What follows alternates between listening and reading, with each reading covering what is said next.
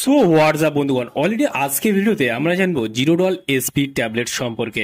জিরোডল SP এই ট্যাবলেটের কাজ কি, এর দাম কত, থেকে পারচেস করবেন, এর খাওয়ার কি নিয়ম রয়েছে, সম্পূর্ণ জানতে পারবেন আজকে ভিডিওর মাধ্যমে। সেই জন্য ভিডিওটি একটু স্কিপ না করে শেষ পর্যন্ত দেখতে থাকুন।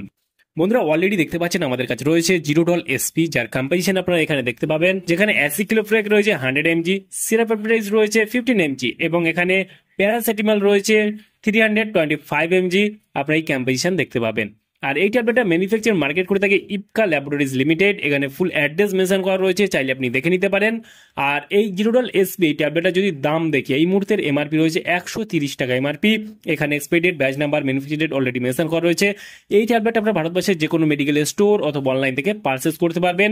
সেখানে আপনারা 5 থেকে 10% ডিসকাউন্টে পেয়ে যাবেন, কোনো সমস্যা নেই। তবে জিরোডল এসপি ট্যাবলেটের কাজ কি, মূলত কি কি কাজে ব্যবহার করা হয়? বন্ধুরা, জিরোডল এসপি ট্যাবলেটটা একটা স্ট্রিপে আপনারা 10খানা ট্যাবলেট পেয়ে যাবেন।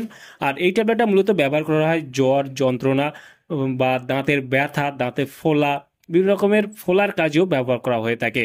যেমন লাগা ব্যথার কাজে ব্যবহার করা হয়ে থাকে এবং লাগা ব্যথার ফলে ফোলার মতো সমস্যা বা ফুলে যাওয়া, দাঁতের মাড়ি ফুলতে পারে, সেক্ষেত্রে দারুণ লেভেলে কিন্তু কাজ করে থাকে। বিশেষ করে দাঁতের মাড়ি ফোলার ক্ষেত্রেও কিন্তু দারুণ লেভেলে কাজ করে থাকে, কারণ এখানে এসপি রয়েছে, সেই জন্য কারণ সেরাপেপটাইজ রয়েছে, এখানে ফোলার ক্ষেত্রে কাজ করে থাকে।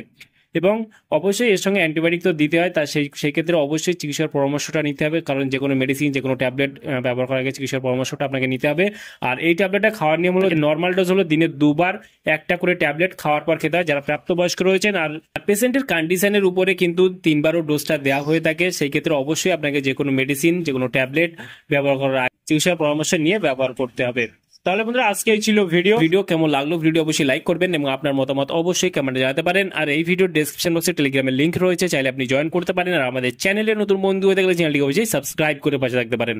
ভালো থাকবেন, সুস্থ থাকবেন এবং দেখা হচ্ছে নেক্সট কোনো ভিডিওতে।